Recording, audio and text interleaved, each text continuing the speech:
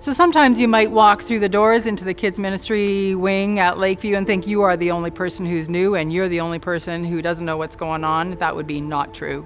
This is for kids and parents learning together. This is not childcare. It is faith formation with young and old, like my friend Janelle. I've been coming off and on since I was little, back when it was on Kingsmere. And then my family kind of left, and then I moved, and then we came back, and then 3 kids, 3 years. Life gets busy. And we actually were driving home one day, and the Circle Lions Church had their lights on. And I said, "Look, there's the lights." And my son went, "What's a church?" And I went, "Oh, okay, it's time." Got it. And this is the one that we always kind of came back to, so we decided that we'd try it.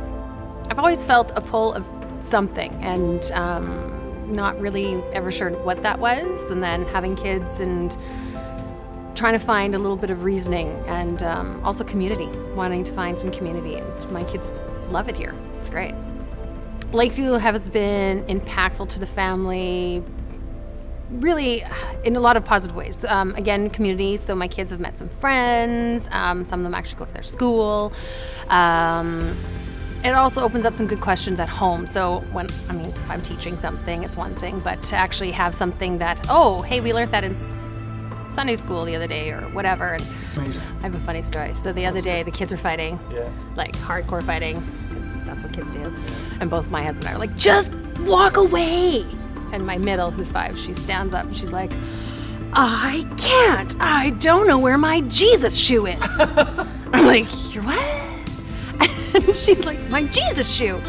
My husband was completely lost. I happened to remember that at Sunday school in small group, they cut out little shoes. It was a Jesus shoe. And it was, when things get too big, walk away. And she actually put those two together. It was so crazy. She didn't actually walk away, of course. Through Care at Lakeview Church, we do our best to respond to needs that arise within our community and outside of our community. Your generosity through Advent has made it possible for us to respond even more. In March, I received an email from Rose stating that she and her husband Ernest had a significant financial need. And because you gave at Advent, we were able to respond to their need. Listen to Rose tell a bit of their story. We started coming to Lakeview Church 22 years ago, shortly after my husband Ernest's liver transplant.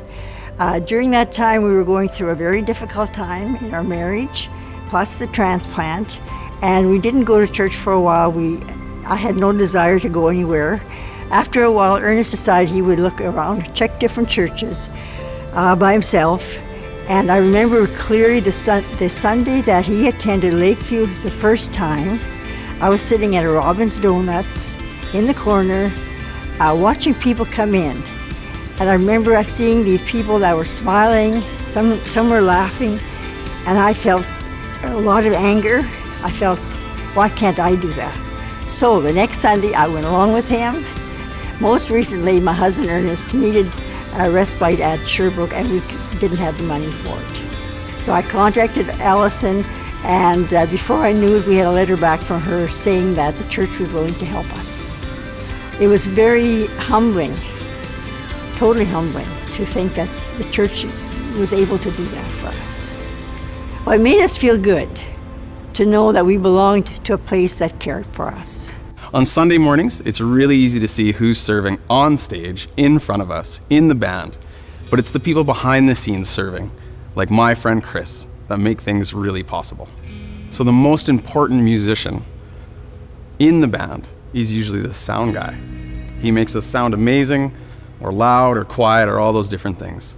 And Chris has been a part of my journey ever since I've been here, and has been faithfully serving for over, I don't even know, 25 years?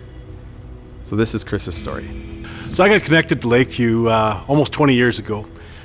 Grew up in the Free Methodist Church and went to a Free Methodist college and met a Free Methodist gal from the church here. And we decided to settle down in Saskatoon and build our family here. And so that meant coming to Lakeview, and immediately had some connections with the music team here. Was involved for a few years with the Valentine's party and playing saxophone in the band there for Morris, and enjoyed the endeavor of that and the changes that made, and the changes that Lakeview brought to the way churches did ministry. Really resonated with who Carrie and I were, And so it was great. It was just like coming to the family. And so it really is my family here at Lakeview. Serving at Lakeview has always been important to me, and it's changed a little bit over the years, but right now a lot of my time goes into serving at the soundboard. I've got a real passion for music, and I want to facilitate that however I can, and so right now part of that is running the soundboard. So the best part of working at the sound desk is again just working with the artists, working with the people, helping them to communicate. That amazing feeling of when everything's just right in that moment, where earth meets heaven, and where music meets soul, and that amazing connection. That's truly the most exciting part of being part of the sound. And it's grown too since then. So now it's about more than just music. It's about connecting when we have people from the community here, being able to serve them in a way where they can trust you with their most important moments in life. I love serving in that way where I can make their big moments in life that much more special. So that's why I love serving behind the board. Student ministries are a key part of what happens here at Lakeview, and volunteers are really the engine of everything we do. Let me introduce you to one of our very best leaders, Nicole. Over the past few years, Nicole has invested deeply in a few different ways here in our student ministries. One is with a group of girls that are very familiar to Lakeview, and the other is with a group of boys that are a little new. Here's her story. A couple of years ago, a group of boys started showing up at youth on Friday nights and Sunday nights, and right away we saw an immediate need to drive them home, bring them back to youth the following weeks, and that's how it started. But now it's progressed into I take them to basketball games every Saturday, and I'm in the gym cheering them on, and I do homework with them. I study for finals and help them write papers and get them caught up. These boys can create a lot of stress in my life. They don't know and follow Jesus, and so a lot of times they make some pretty poor choices that, are damaging to their lives and damaging to the lives around them. And being someone who really loves them and really cares about them, it's hard on me. It's hard on me to watch them go through that. It's hard on me to walk with them through those choices, and they're really fun. They're very charismatic, they're funny, they're just a crazy time to be around all the time. And our relationship has grown into this relationship of trust where they trust me and I know they love me, and so when I get glimpses of that love, it's really rewarding. Yeah, if you ever are finding yourself kind of in this place of questioning whether or not you should jump into something like this, my advice would be to be ready for that heartbreak, because it's going to come. Every time we love someone, we always take on the hurt that they go through, and you need to trust Jesus, trust that He's working in their lives even when we don't see that progress. We need to trust that it's happening or that it will happen. And I just love them relentlessly, love them with everything you have, and it'll be worth it. Here at Lakeview Kids, we're building a foundation of faith for each child. And every time I do a baby dedication or baptism service, I talk about how it takes a village to raise a child. And Mike is that village. Mike came to me in 2010 and offered to volunteer for Lakeview Kids. Since then, he's volunteered twice a month, and he has got married to Tamara, and they have a young son named Caden. And Tamara volunteers in the nursery, and here is their story. I started coming to Lakeview at the old building when I was in high school, probably, maybe like 15 years ago or something. And I guess I got connected to Lakeview through Michael. I guess something God's challenged me with in previous years is not always asking the question, what can my church do for me, but what can I do for my church? And I guess when I started in children's ministry, they were putting out requests in the lobby, and you could sign up to participate because there was a pretty high demand for volunteers in Sunday school. And yeah, I've really just found like that's a good place for me to serve in this season. So I do believe as a Christian to be plugged into your community in some capacity. I serve in the nursery, and it just seemed like a good fit for me. I think the best part for me is when my son Caden was 6 months old, I put him in the nursery, and I was able to go to the church service and listen to the service without someone pulling on my hair and being distracted. So it's so nice to give that gift back to other parents. I really like having fun with the kids, like playing floor hockey before Sunday school, or I don't know, joking around during small group time and stuff. Just making those connections and getting to know the kids on a personal level is really fun. And when they holler at you in the parking lot, "Bye, Michael," it makes you feel pretty special. So it's a lot of fun serving because you actually feel like Lakeview's your home once you get involved and start contributing and start meeting people. I went to this church for a long time, probably like 7 years, just going in and out on a Sunday, and I honestly didn't know anyone, and I just kind of was in the background, and that was okay for that season. But I really started to feel like this was a home and a community once I started to serve. I got to know people. And yeah, I enjoy in the nursery how there is like a wonderful system. It feels like a safe place to bring your babies, and for me, I've got to know some of the ones that come regularly, their parents, and it's just a great way to connect with families as well.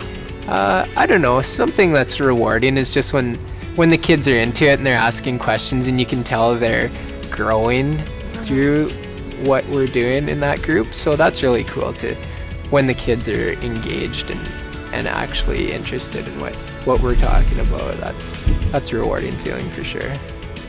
We know that healing and miracles come in all sorts of shapes and sizes, and sometimes they come quickly, and other times they don't come quickly enough. These next 3 stories are about miracles in different stages of progress. So listen in to what God's up to. So we now have 3 children, Georgia, Charlotte, and Thomas. And all 3 of them are diagnosed with spinal muscular atrophy, or SMA. The last time we chatted at the church, we had 2 children. Now we have 3. Thomas was diagnosed with SMA at 13 days old. And at 23 days old, he was enrolled in a trial for a new miracle drug, as we call it, which is called Spinraza. And at the time that he was enrolled, it was not covered anywhere across the world. He got enrolled, started treatment in Baltimore. So there we were with Health Canada approval, 1 child with access to this miracle drug through a trial. And we had 2 other girls who we desperately wanted and needed on this drug that could drastically change their life. We had no idea how we were going to get it. Having Thomas and just celebrating him and knowing that we had to get this test done, this genetic testing done, and when it came back and he's 13 days old and he also had SMA, it was probably one of our darkest days. But the amazing thing is the very next day we were pretty down, and we just said there's got to be something for pre-symptomatic babies out there for SMA. And we looked and we found something, and we didn't even know it really existed. We had heard that there were different drugs, and we knew of this drug, but we didn't know there was a trial for pre-symptomatic babies. So that night, Richard wrote an email to 10 different physicians in the States that were doing the trial, and 7 a.m. Sunday morning, so like 24 hours really after he was diagnosed, we got a call from Baltimore saying, get your son here as quickly as possible. We want him here, we want him in the trial, and he qualifies to receive the drug. So that was in itself a small little miracle along the way. And it was kind of a scary feeling to know that there was something out there that could really help our daughters, and we couldn't access it. And it was actually just a friend that had saw our story on Global News and said, we've got to get this for your kids. And we were like, well, how? Like, it's like, at the time, 125,000 an injection, so 750,000 American per year for each girl. And we were like, that's just so far out of reach. And he said, well, just look into it. And we looked into it, and the drug company said, we will sell it to you for half price, so 59,000 a dose. Thomas's doctor said, you don't need all those doses in the first year, just get them on it. And then people just started coming together from the church and from Richard's work community. And all of a sudden there were fundraisers planned, and there was a video done by the church. And we were scared. We thought we're trying to raise like $400,000, and we didn't know if it was going to be possible. And we launched the video on a Friday, and it was the following Saturday or Sunday. We had already raised over $400,000. So in 9 days, it was a miracle. It blew us away. So some of the miracles in our daughters' lives have just been so profound since they started receiving the medication. They've had 2 doses and they're about to have their 3rd. Very shortly after Charlotte's first injection, she had a birthday, she turned 4, and she just started racing around our kitchen island, shouting, "I'm fixed, I've got new legs." And that was a really amazing moment because we had never told the girls that the drug was going to make them stronger. She stopped collapsing, which was so exciting for us because she was so close to not being able to walk anymore. All last summer, I took Charlotte to store after store after store to get her a bike. She could never pedal, and she can pedal her brother's bike now, which is so amazing. She is getting stronger every day. Her gait is getting better. She can jump. She's very excited. She's never been able to jump. Not very high, but she can jump. For Georgia, lately, it's taken a little bit longer to see progress in her, but about a month ago, she started dressing herself, and she's never been able to undress or dress herself, and now she does it every day. And it's given her so much independence, and she's so proud of herself. She started crawling again. It's really hard for her, but she can do it. And yeah, we're just so thankful that we don't have to watch them lose abilities anymore. And yeah, I feel like most days we see little miracles. It's very exciting in our house. And Thomas has not slowed down.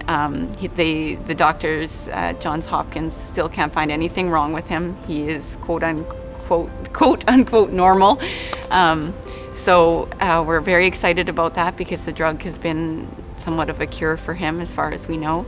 And yeah, I don't know, do you want to add anything to that? It's just all been miracle after miracle. It's just been wonderful to be a part of. To those people who are out there who are waiting for their own miracle, I would say that we know we live in a broken world, and tragedy is amongst all of us. If none of us are immune to tragedy. And I would say that hang on to hope. Hang on to hope and faith, because no matter what in this life or the next, I truly believe that God will make all things right. Well, we've been studying healing for a number of years, and just basically from God's Word, what we feel like He's been showing us is that His will is to heal all the time. His Word is pretty clear, His Word is true, so that's just kind of how we felt that every time we go to pray for somebody, we don't ask, is it your will?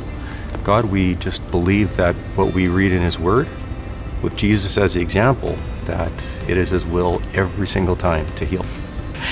I had suffered from migraines for about 30 years, and in last June, I developed a different kind of headache, and so that was checked out. I had a CT scan, and they found what they thought was a fungal infection in my sinuses. I'm a veterinarian, so I scoped my own nose and found a mass in my right nostril. I was supposed to have surgery on the 7th of February. So Sunday before my surgery with my husband, we met up with some friends at this small group for healing. And it was miraculous. Everybody gathered around and prayed, and within a few minutes things started to change, and by the time they were done, my posture was different. I think my speech was different.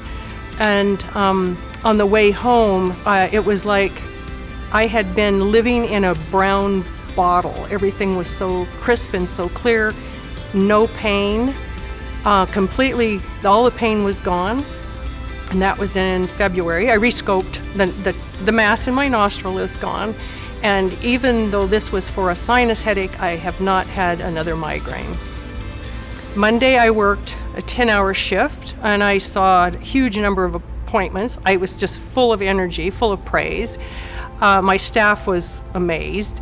Obviously, a lot of my clients knew I was ill because I was having trouble working.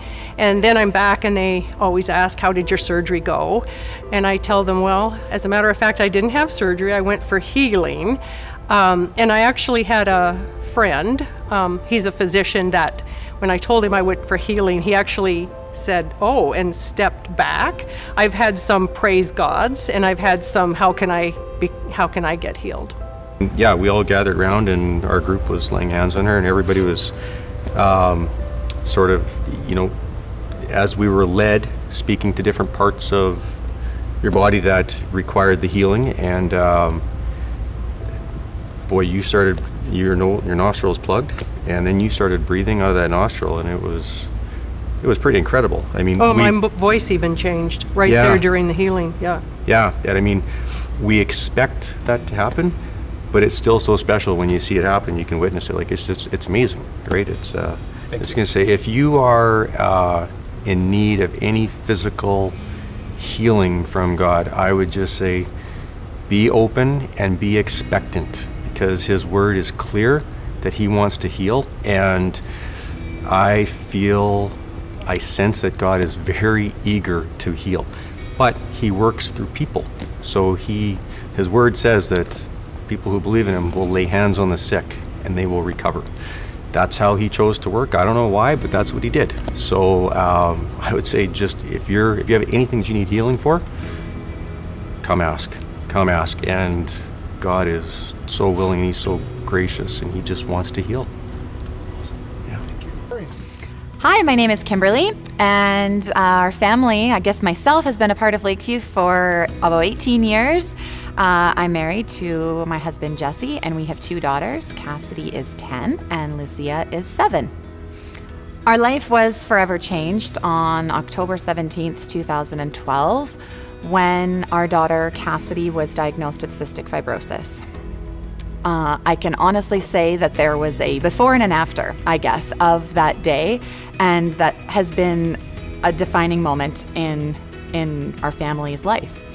Cystic fibrosis is a genetic disease that she was born with, but only diagnosed at the age of 4, and it affects the lungs, respiratory, and digestive system.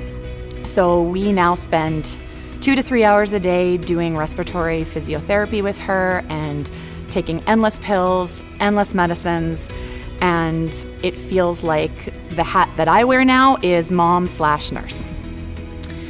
She's 10 and she's doing up and down. Cystic fibrosis is an invisible disease, so to look at her, she is happy and healthy as far as the eye can see, and we love that about this diagnosis, that it's not something that anyone can really detect from first meeting, but under the surface, there's so much going on that it's hard as parents to see your child, being 10, having to deal with adult life problems.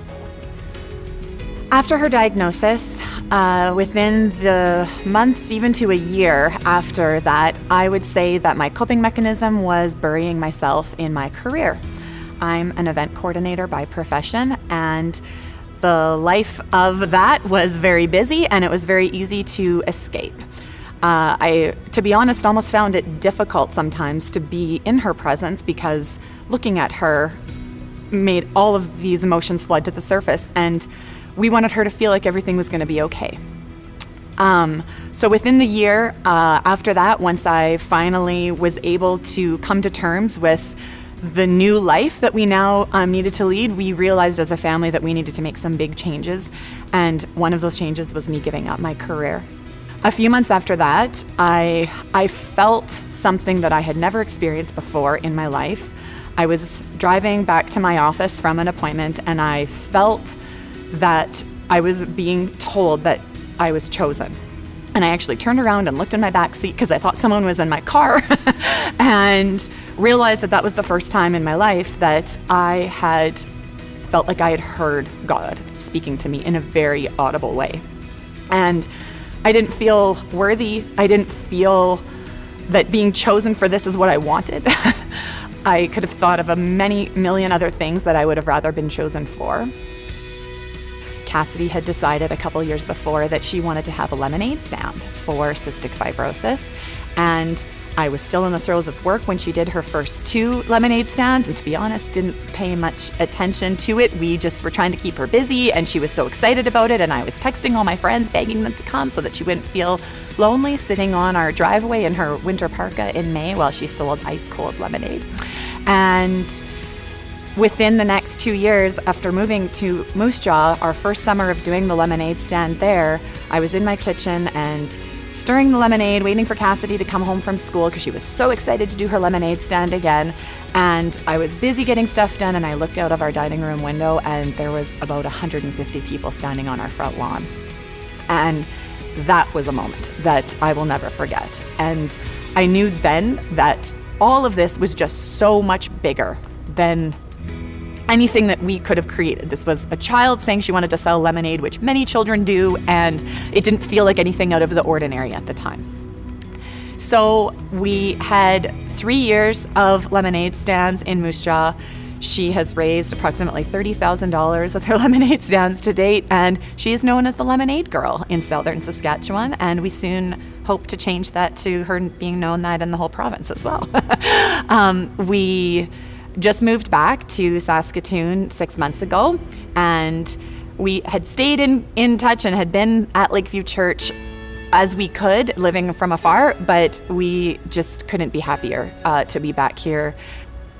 The hope that our family continues to hold on to is that we are going to do everything we can to find a cure for cystic fibrosis.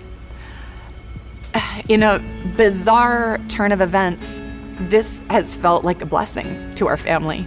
And while I would never wish for anybody to have a sick child, and I wish that I could take this from her, we have been taught so many lessons, and she is just wise beyond her years. Her little sister is wise beyond her years as she cares for her sister, that we have just felt so loved and so surrounded and have been given the peace that she's taken care of and that we're taking care of.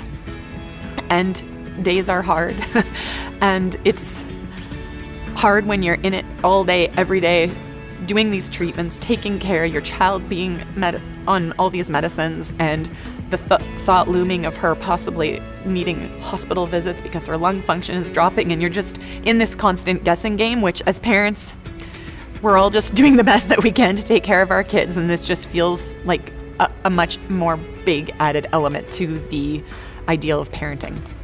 We feel that this has turned into the mission of our family, is that we want everybody to be able to look at their own story, no matter what it is. It's easy to look and see people whose lives look so put together on the outside, and that it just seems like no problems ever cross their path, and you feel like you're living your own life, which just feels like every single day is just a battle. But everybody has a battle, and we want people to see that there is always light, even when it's really dark. We want our children to see that. For us, that has been a huge motivator. Having young children, you can't be breaking down all of the time, because it is our job to care for them, and we want them to see us real, but we also want them to know that everything's going to be okay. Oh, I ask God every day what He is doing in all of this, because I wish it was me and not my child. But He has a plan in all of this too. And I feel like He wants us to dig deeper. He wants us to have faith.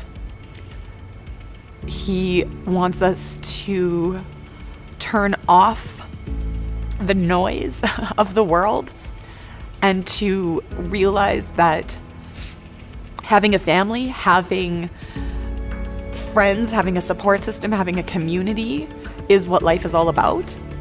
And this has made me listen. Waiting for a miracle when everything in the world tells you that the miracle you're waiting for isn't possible can take you to really dark places, which I go to regularly. But then the miracle of all things while you're waiting for this miracle is that he just shows you these little signs every single day that I don't think that I would see if I didn't have this constant hope waiting for this to happen. And I think what I've learned is that the miracle of life is this journey. It isn't waiting to find a cure for cystic fibrosis. Well, if I could snap my fingers, that's what I would pray. I do pray for every day. But it's the whole journey of it. And I wouldn't have seen half the things that I've seen in my life had I not been intentional to noticing the small details around me and the people around me and the stories that have been brought to my attention, which if we weren't willing to put ourselves out there might not have never come back to us, and people would have just kept those to themselves. I think I'm thankful for the most would be the community and having my kids have something to look forward to as well. At Lakeview, I'm most thankful for the people, my family here who have been with me through the best and worst times of my life. The thing that I am most thankful and excited for is to hear people sharing on videos or when they get baptized, how they have come to the Lord. One of the things I'm most thankful for is that it really feels like a family here. At Lakeview, I'm most thankful for the community. At Lakeview, I'm most thankful for Joe's top-notch sermons. No. The community for sure is, I'm super thankful for. I'm thankful for the community of Lakeview as well as the leadership. I'm thankful that church doesn't end on Sundays and that we can be with the Lakeview community throughout the week as well. So the one thing that I'm most thankful for about Lakeview is the worship. It is very special to come to a place where there are a bunch of people gathered together, and it is genuine, heartfelt worship. I am so thankful that Lakeview Church instills community and that they have the small groups and the get-togethers, because our life was changed by our small group.